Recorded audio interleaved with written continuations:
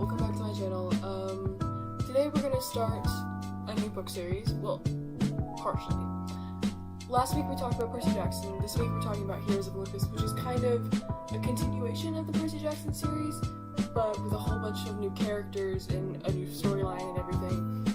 But we're still seeing, like, our old friends, like Percy and Annabeth and Grover and all of these characters that we've already grown to love, but we're also getting to know new ones. This series follows 7 demigods instead of just the one, and it's multiple point of views, which is honestly a nice twist and addition to the original. We're following them on a quest to Greece, to save the world from the goddess Gaia or Gia. One of the two. Don't ask me, I don't know how to pronounce it. But basically, she is the embodiment of Earth, and they're trying to stop her from destroying herself. More so the Greek side, and I guess the Roman side, because this series doesn't just focus on the Greek mythology, it also focuses on Roman, which again is another like giant twist that I honestly loved when I read the first book. Speaking of the first book, so let's get right into it. The first book is called The Lost Hero, and if you were like me and you knew this series was just a continuation of the Percy Jackson series and you started reading it, you were definitely lost in the beginning, because all of a sudden we're meeting these new characters who we have no connection to, who we have no idea who they are, and their names are Jason, Piper, and Leo.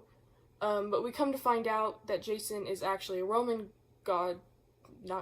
Roman demigod, there we go, and a son of Jupiter, which in Greek terms is the son of Zeus, which basically he's overpowered for no reason. But we go on this journey with them, and we're like, okay, what does this have to do with Percy Jackson? And, I mean, let's be honest, Percy's name is dropped within the first 2 chapters because Rick knew that people were just going to put this down if they didn't think that Percy was in it at all. But Annabeth's in it, which is great. We love Annabeth, and some other characters from the original series, like, we see Rachel, Elizabeth there, Chiron, I think there's some more, but I can't think of it on top of my head. But it's just like, it's a great journey that they go on to rescue Hera, which, you know how I feel about Hera. I do not like her. But I think it's a great addition and start to the series. It's definitely not as good as The Lightning Thief, as considering, like, to start off a series, but it's pretty good. I liked it. And then we move on to The Son of Neptune. Look at how clean this book looks compared to my other one. We're not going to talk about that one. We put her in our backpack and she got destroyed. But Son of Neptune, right off the bat, we meet Mr. Percy Jackson again. And as we know, we love Percy. We love Percy. He's great, and honestly, this journey is cold. Like, it is such a great book. Like, looking at from outside point of view, I think, like, honestly, I think it's better than Sea of Monsters when it comes to, like, follow-up book, but that's just because it's Percy, and I love Percy. And honestly, the new people we meet in this book, because this one is based in the Roman camp, while the first one was based in CampHalf-Blood, because Hera likes to just do things, she switched Jason and Percy.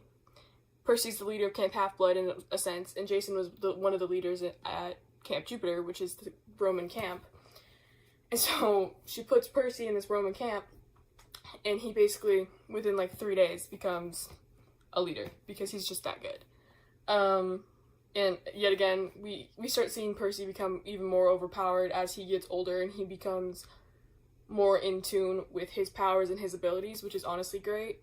But we can't forget about Hazel and Frank. Those 2 characters, they kind of like fall away after this book, which is really sad, but them in this book is so funny. Like, Frank, he's great. We love him. Hazel, too. Like, their stories together is just, like, it's a great background.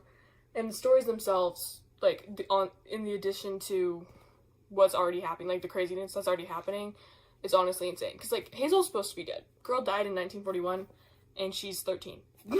She's alive. Which is its own shock within itself. And, like, honestly, it's great. And I like the parallels between the Son of Neptune and the Lost Hero, because both Percy and Jason have lost their memories and they have no idea what's going on. But eventually they do end up remembering them. But at the end of the day, it's just like, you see the differences, how they handled it. Like, Jason was freaking out and whatever, and Percy's just like, this is just another Tuesday for me. Like, he obviously knew what he was doing. Like, he had no issue. But then we move on to Mark of Athena, this is where Miss Annabeth Chase comes back into it, because she's really the main character of this book. And she finds Percy again, which she was losing her crap in The Lost Hero, because she was like, where is my boyfriend? Where is he? Why is he missing? And at this point, Percy has been missing for like 6 months. But they know he's at the Roman camp. They just have to they had to make a ship to get to the Roman camp, because they know that once they get to the Roman camp, they're gonna have to go somewhere else. Which is basically what happens. And then Leo, who we meet in the first book, son of Hephaestus, ends up making a mistake and blowing up Camp Jupiter. It wasn't his fault. Something possessed him. So, that was a thing. And he basically set the two camps to war, which was a whole other thing. But, honestly, we're starting to see the dynamic of the group come together, and how the Romans and the Greeks handle themselves differently, and how they hold themselves differently.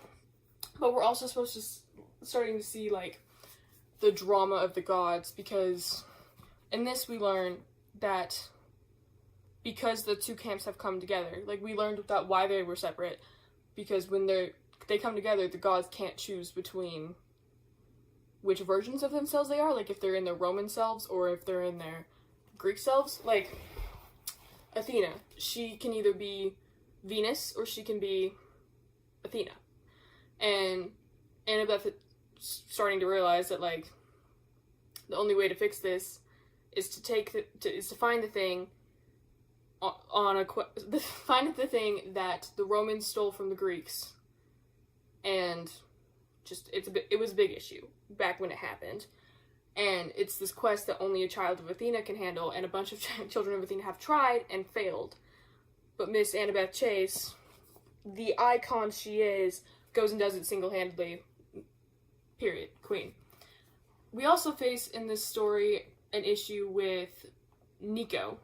And if you don't remember who Nico is, he is the son of Hades, and he is the half-brother of Hazel, because Hazel is the daughter of Pluto, and they are sort of siblings, but sort of not, but they see each other as siblings, so that's just what we're gonna go with.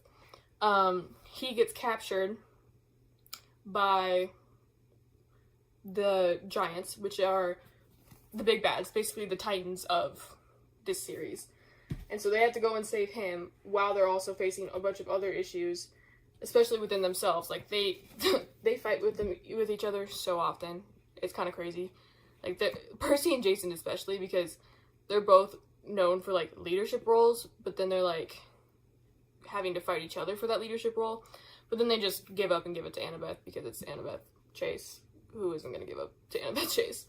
Mr. Rick Riordan just loves his cliffhangers. He sends Percy and Annabeth over a cliff into Tartarus. And if you don't know what Tartarus is, it is basically a hell beneath hell, is how it is described. Well, the hell beneath the underworld. And it's like where the monsters go and where the titans go. Like, basically all of the bad people get sent to Tartarus, and especially within the Greek world, to reconvene and, like, regenerate, basically. And they just, last, like, 3 pages of the book, they fall.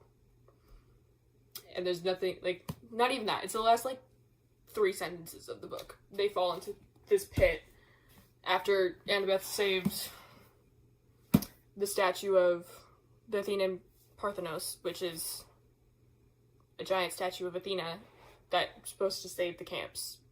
At least that's what she was told by her mother. And her reward is falling into Tartarus.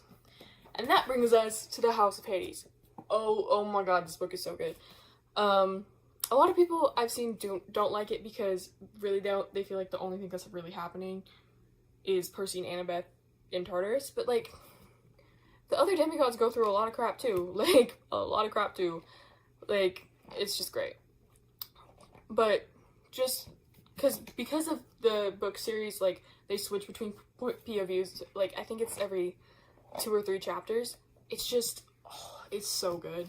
Like it's another level of book, and they just I can't, it's hard to talk about it because of how good it is. So Percy and Annabeth, they're in Tartarus. That's basically the main thing, and they have to get through Tartarus to reach the Doors of Death, which is basically what is keeping the gods, or not the gods, the monsters from degenerating, basically. Because when you hit a monster with a gold or bronze sword, they die and they turn into dust, and then they go to Tartarus to regenerate and become whole again. But because the Doors of Death have been held open by Gia's forces, it's not really happening. And it's a whole issue. It's been a whole issue for them for the rest of the books. So they have to, but the Doors of Death have to be closed on both sides. And to do so, they needed someone in Tartarus because that's how it is. And it just happened to be Percy and Annabeth. And so they fell into Tartarus in the first book, or not in the first book, in the Mark of Athena. And they spend this whole book getting through Tartarus and trying to find the Doors of Death, which is a whole other thing because they're constantly trying to be killed all the time. And on the other side, Nico is leading the other 5 demigods through Rome and Greece to get to where the Doors of Death are being held open in the mortal world, basically. Which, that journey itself is a great one, but it really is overshadowed by Percy and Annabeth's journey, because alone, we find that Percy has been holding back. This entire time he's been holding... My man chokes out a goddess with her own tears. That's terrifying. And he didn't even, like... He did it with his powers. Like, he just found out, oh, right, I can actually control all liquids, because all liquids have water in them in some way. And, yeah, it was genuinely terrifying to read that the first time. I was like, so you've been telling me that bro could have been boiling people alive and he just hasn't? Props to Rick for not traumatizing children. But, I mean, he did it in this book anyways. But basically, it's everyone's fighting for their life and they're all struggling. It's just a struggle bus for all of them. But there's also a bunch of, like, depth and emotion that comes out in this book. Like, specifically with Nico and Jason, like, we get to see their friendship. And we see Piper become more, like, she finds herself, really. Like, she finds her true power and, like, her ability with her charm speak and all of that. And we see Leo go on his own self-journey. We see Frank and Hazel go on their own, like, Frank gets the gift of Mars in this book, which basically just means he gets all buff and big because he's not a weak fighter that everyone thinks he is. He's actually really good. And he also becomes a praetor, which is the equivalent of leader of the Roman camp. And it's honestly just, it's a great book. And it's personally my favorite. Then that banger is followed up by this banger. While this is not the best in the series, it's not the worst. It is a great conclusion to the story. It is not as good as The Last Olympian in the original Percy Jackson series, but it is still really, really good. The Blood of Olympus is basically just the closing of the journey. They find their way to Athens, Greece, and they have to fight all of the Titans in order to make sure that their parents don't die, and their parents come and help because, I should have probably mentioned this book 1, giants can't be killed by just demigods. They have to be killed by demigods and gods coming together to kill them.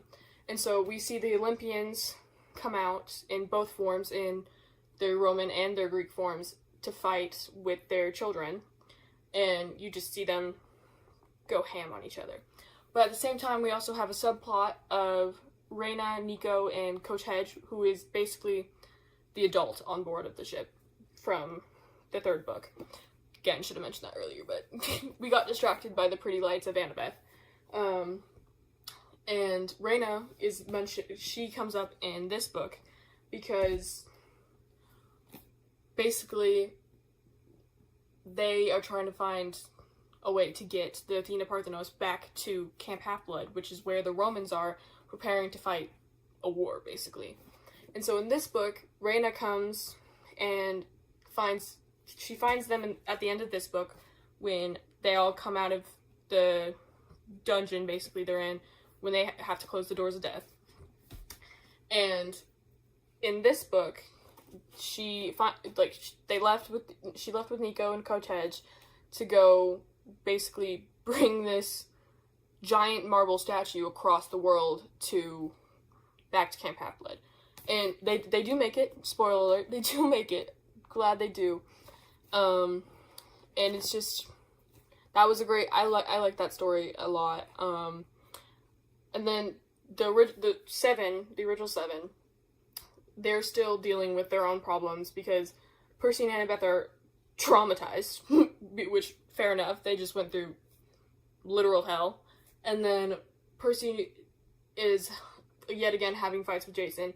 Not as much as they were. They have become friends, all of them, because they've realized everything that they've been through, that they can't do it without each other.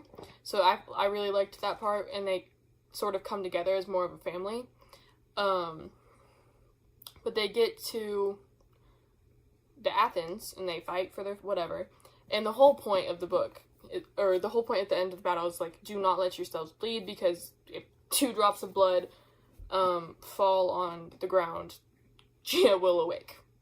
It's basically what they're told. And lo and behold, Mr. Percy Jackson can't stop his nose bleeding, so I think it's Annabeth that gets stabbed to the point where she, falls over and bleeds on the ground, and then the second drops of demigod blood was Percy because his nose bled, which that was funny. That's how she came back to life. And so after they finish killing the giants, the gods send them back to CampHalf-Blood, which is where Gaia is going to basically kill everybody. And the rest of the family of the gods basically leave them helpless. Because we learn, yet again, that the gods can't do anything. They can't do anything. So we send them back to CampHalf-Blood, where at the same point, Reyna and Nico and Coach Hedge just get back in time with the Athenian Parthenos.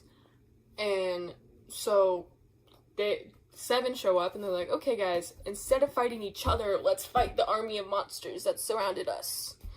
And they go about that. But then Gia arrives. Of course she does, because why wouldn't she? She just happened to arrive. And basically, the prophecy comes true, and in order to save the camps, Leo sacrifices himself to blow Gia up in a ball of fire, and it was amazing.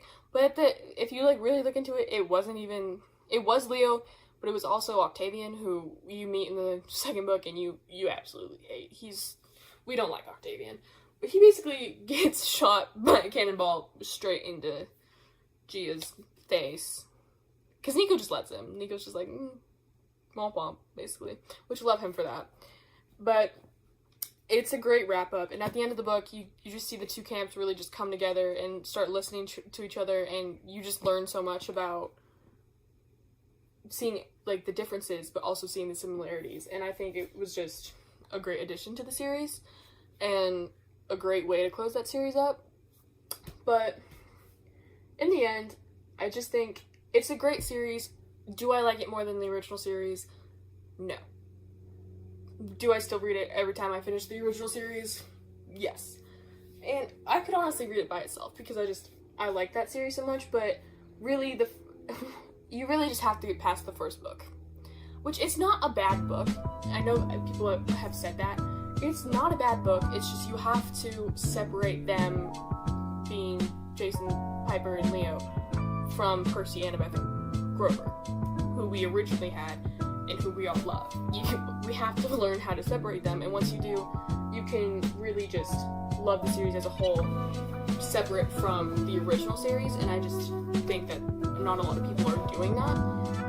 But both series faces their they both face their challenges, but they also have their growth, and like we see more representation in this new series, and I honestly really respect that, and I think Rick really did a great job with that.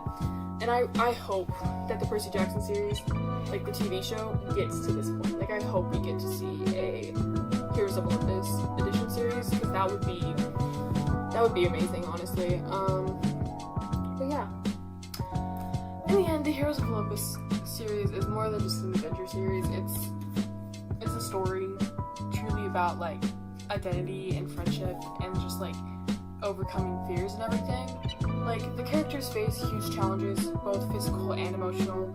Like going through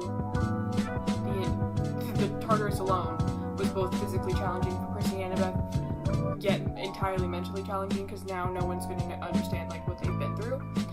And watching them grow from the series, honestly, is quite inspiring, especially like Piper and Hazel, how they were just like not overlooked, well, kind of, they were overlooked female characters because they were being compared to Annabeth, but then in the 4th book, they find themselves and they come together in a way that they really show the audience like what they're capable of, and I think that's just really beautiful.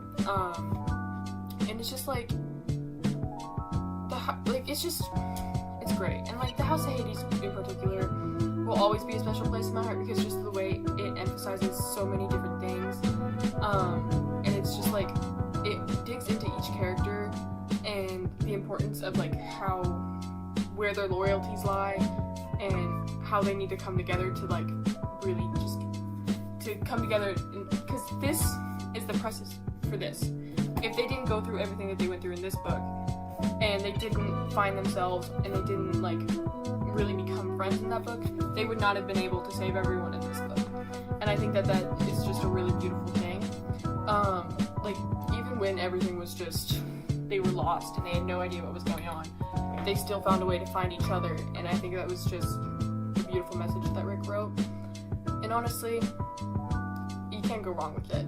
But at the end of the day, if you haven't read this series, I highly recommend it. Like it's a great series. You can read it either as a standalone, but I recommend reading the first series first, because that original Percy Jackson series is just so good. But you can read it as a standalone. You will be confused, but you could read it as a standalone. Let me know what you think of the series down in the comments if you have read it. Let me know what your favorite book is. And thanks for watching. Don't forget to slay your days aways. Slay your days aways. That's literally the exact same thing that I just said. Slay your day away. There you go. Kings and queens. I'm sorry. Excuse me. It has been a rough week. But yeah. Thanks for coming to watch this video. And if you want more like it, come back. I don't know. You have free will. Do what you want. But thanks for watching. Have a great day.